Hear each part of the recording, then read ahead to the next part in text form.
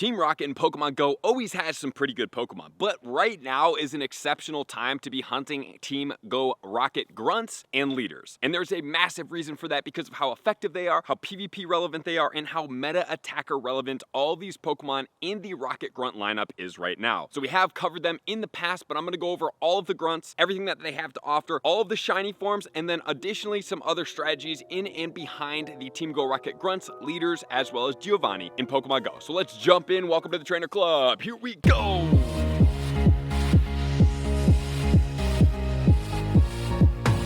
Welcome back. How often are you guys after the Team Go Rocket Grunts in Pokemon Go? Because today we're going to break down all that information for you guys so you do not have anything left in the dark as far as everything going on with the Rocket Grunts, including the potential shinies that you can get from Grunts, and you can even get the Shadow Bellsprout from a Grunt as well. The odds are not nearly as high, but you can get it. So without further ado, let's jump right in. We're going to start off with Giovanni right off the bat, then we're going to get into the Grunts, and then we're going to get into the leaders. So as far as Giovanni goes, his lineup is going to look like as follows. Persian is attacker number 1, then we have Nidoqueen, we either have ourselves Kingler or we have Garchomp, and then followed by Regigigas. So we did cover a Regigigas in the past in a video. Here we're going to go ahead and pop this up right now and check out the best of the best for it. The most powerful moveset combination on Shadow Regigigas is going to be Zen Headbutt and Giga Impact, along with all of the hidden powers, multiple different typings combined with the Giga Impact at 50.49, but the Zen Headbutt makes it at 51.05. So the Giga Impact is an extremely powerful move, and it's on this Regigigas in the Shadow form. But does that make it the strongest normal type attacker in the charge move category in the game? Let's find out. With that said, we are going to have to check out all normal type attacking moves, which is going to be at the top. Has not been out yet. It could get nerfed. Eternamax Eternatus at 53.45, followed by Mega Mewtwo Y with the Hyper Beam at 52.09, and then we have the Regigigas in the Shadow form sandwiched in between the Mega Mewtwo X and the Y at 51.05. So although the Shadow Mewtwo Y is going to be stronger than this Pokemon, guys, we are looking at extremely powerful Regigigas in the Shadow form with Giga Impact. As far as the Regigigas goes, it's going to be in the Shadow form, best ranked in the Master League at 215. So for me personally, I like the Shadow Regigigas. I would prefer to get one. Do I need more than one? I do not. I'm going to pass on that for a second one, and I'm going to hold off as that. And many of you guys may be stacking up some of the Rocket Radars where you don't go past stage 1 of the Rocket research, because then you will be able to keep getting each new season's one if you don't pass stage phase number 1. As you can see in my bag, however, I did go past stage number 1 on the recent one, but I don't have an active Rocket Radar, Super Rocket Radar that is. But if we do have a Super Rocket Radar out, there is one thing that would benefit, because then you can run into Grunts. That will yield you more components for number 1, but for number 2, the Grunts are going to have Bellsprout, and then it will be followed by either Eradicate or a Weepinbell, Eradicate, or a Snorlax.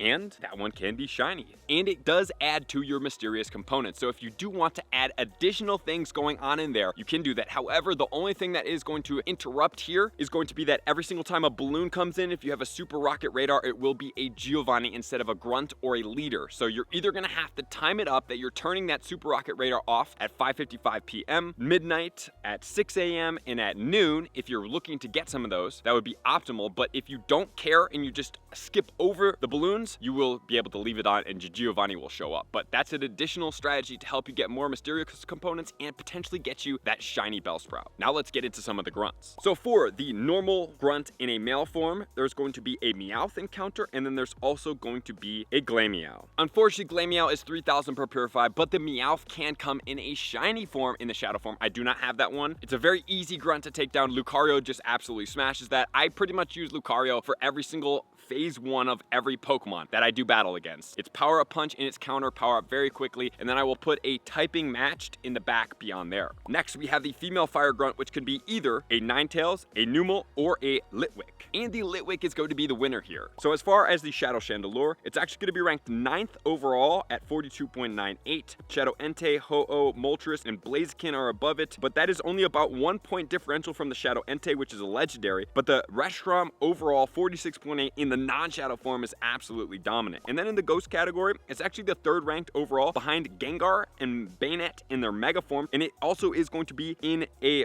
budget form, right? It does cost more Stardust, but Hex and Shadow Ball at 45.24. Chandelure is going to be ranked 219 in the Master League. So overall, if we were to look at the Chandelure, I would say that the best rank scenario for that Pokemon would be in the Ghost category and to have a fire move as the secondary. For the Water Grunt, we are going to have a Psyduck, we're going to have a Shelder, and a Barboach. Just a reminder, the Shelder is going to be a boosted Stardust Pokemon, 1000 every single time you catch it. If it is Weather Boost, you're getting even more. Or secondary, if you do get unlucky, I guess you could catch a Golduck or a Crocodile. The Wish Cache is ranked really well in the Shadow form at Mud Bomb, Mud Shot, and Blizzard at the IVs of a 0, 14, 13. For the Water type male Grunt, it's going to be a Magikarp. In the Master League, the Gyarados is going to be ranked best at 15. Dragon Breath, Aqua Tail, Calm Day move, Elite TM right there, and Crunch. Just a reminder, Magikarp is 1000 per Purify if you're working on your Purify medal. Electric female Grunt is going to be a Mareep or Magnemite, and then also it could either be a Geodude or a Voltorb. Geodude, once again, is going to be a 1000 per Purify. As far as the best electric types, we are going to be looking at the Shadow Magnezone, which is going to be on the 7th spot overall with Spark Wild Charge at a 41.83, which is pretty impressive right there. So obviously the Shadow Raikou is the best overall, but man, this one is very impressive for itself. Male Grass Grunt is going to be either an Oddish, a Bellsprout, which can be shiny, or we have a Cacnea. As far as the ice type, it's going to be a Sandshrew, a Vulpix, or a Swinub. A very good grunt to go after. Alolan Sandslash, best ranked in the Great League with Shadow Claw, which is going to be the Calm Day move, Ice Punch, and Drill Run at a 0, 14, 14. And then in the Ultra League, it's going to be ranked 46, same exact moveset at a 0, 14, 15 at level 49, which requires quite a lot. As far as the Ninetale goes, it's going to be best ranked with 31 Powder Snow, Weather Ball, Ice, and Dazzling Gleam. In the Shadow form at rank 37 at a 0, 14, 12. In the Ultra League, it's best ranked in the Shadow form, outranking it at a 42 at a 7, 50, 15. Once again, level 50. That's going to be an expensive one. And then finally, we have the Mamoswine at ranked 24 in the Master League, Powder Snow, Avalanche, and High Horsepower. So this Pokemon is extremely impressive. The Ice Grunt is very, very effective as far as meta goes. But for the Mamoswine, it's going to be best ranked as the top ice attacker in the game as Shadow at Powder Snow and Avalanche. And then also it ranks extremely well at rank 6 overall in the ground with the Mud Slap and High Horsepower. Shadow Excadrill and Shadow Garchomp are going to be above it by not by too much. And Shadow Rhyperior best ranked with the Mud Slap and Earthquake at 42.5.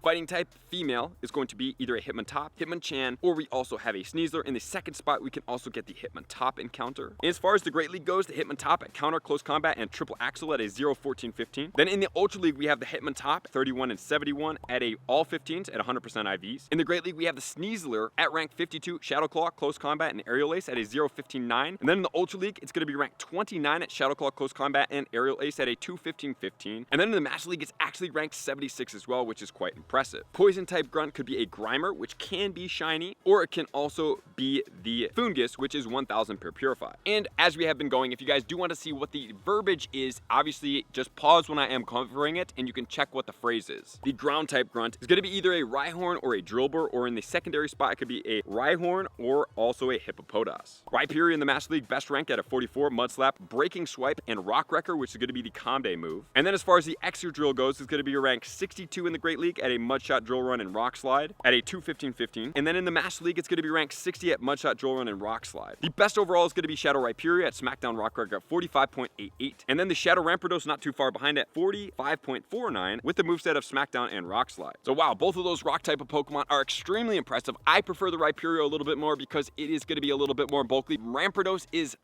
take it or leave it, it is going to be very glassy. The flying type female Grunt can be either a Zubat, a Natu, or it could be a Ducklet. And just a reminder that the Ducklet as well as the Zubat are going to be 1000 per Purify. Psychic type is going to be an Abra. It could either be a Natu or it could be a Spoink. Just a reminder, the Spoink could be 1000 per Purify. Or it can also yield you a Girafarig, or it can also yield you a Ralts. And for the Girafarig, just make sure to go in with a Dark type Pokemon. I usually use Dark types. I'm using Hydreigon against this because Ghost types will be walled by that secondary Pokemon because it's going to be Normal type and Psychic type and it will resist Ghost type. As far as Psychic types for the Alakazam, it's not really crazy good, but it's pretty good good as far as a budget counter. Confusion and Psychic Shadow Alakazam at 43.01. And most importantly, we have Mewtwo above it, but Mewtwo is not the best budget counter, but Shadow Metagross is right above it as well at the 44.42 with that Psychic combination. In the Bug Male Grunt, we're going to get either a Leddyba, a Pineco, or a Joltik, or secondary, you can get one of the Weedle evolutions. And just a reminder, Pineco can be shiny. Leddyba as well as the Weedle evolutions are also 1000 per Purify. Galvantula is best ranked in the Ultra League at 88 Volt Switch, Lunge, and Discharge, all 15s at 100% IV.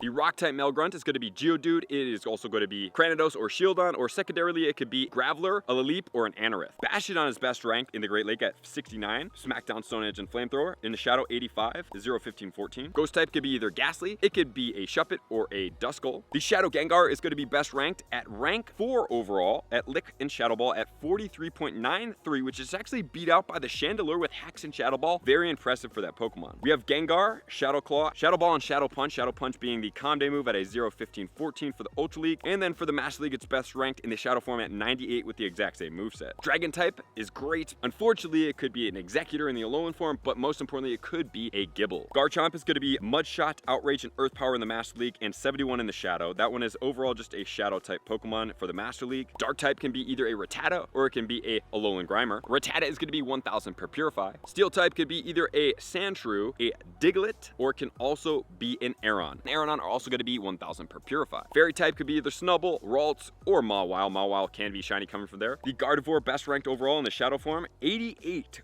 Charm, Triple Axle, and Shadow Ball. Actually, no Calm Day moves required on that Pokemon. And then as far as a meta attacker, it's the second best ranked overall, first with the non-Mega. So it's a pretty powerful budget counter, even though it does require more Stardust. Charm and Dazzling Gleam at 39.19. The male type winning is for winners is going to be one of the starter Kanto Pokemon. All of them can be shiny. Venusaur in the Ultra League best ranked, 74. Vine Whip, Frenzy Plant, and Sludge Bomb at a 115-14. We have the Blastoise best ranked at 57 in the Ultra League, 115. And then the Charizard is going to be 105 with the Shadow, Wing Attack, Blast Burn, and Dragon Claw at a 0, 15, 13. And then in the Ultra League, it 43 with the regular and 44 in the Shadow, Wing Attack, Blast Burn, and Dragon Claw. And Wing Attack is actually not a Calm Day move, it's a Legacy move, so that one will require an Elite Fast and Elite Charge TM to get both of them to be where you want at a 0, 13, 15. And as far as the Shadow Venusaur, it's best ranked as a Grass type in rank 8 at 39.63. We have Zarude, Shadow Tangrowth, and the most importantly, the Kartana, but Kartana is a raid and pay for Pokemon, so the Shadow Venusaur, Shadow Torterra, Shadow Tangrowth are all just about the same right there. As far as the top water types, unfortunately the Shadow Blastoise is in the 20th spot. And then for the female, it could be a Snorlax, can come in secondarily, but this is probably one of the strongest Pokemon in the game as far as a grunt battle goes. In the Great League, it's going to be 80 Snorlax, a 98 in the Shadow form. As far as the Ultra League, it's going to be 130 and 143. And then in the Master League, it's 33 as the Shadow is the best overall with a Lick, Body Slam, and Super Power. So as far as the Great League, I would stick to the regular and I wouldn't worry about the Shadow right now. And then let's cover the leader Pokemon. So we do have ourselves Cliff, that is going to be a Dratini. This one is going to be a pretty easy one to be able to encounter. What I usually run is going to be Lucario, and then I'm going to get the moves taken down. I am also going to be running either a Giratina, and then I also run a Dialga in the back. As far as the Dragonite, it is an absolutely boss Pokemon. It is best ranked in the Great League at 45, Dragon Breath, Dragon Claw, Super Power, 100% IVs at a 3, 15, 14. And then in the Ultra League, ranked 36 in the Shadow at a 0, 13, 15, and ranked 4 in the Master League. So that is going to be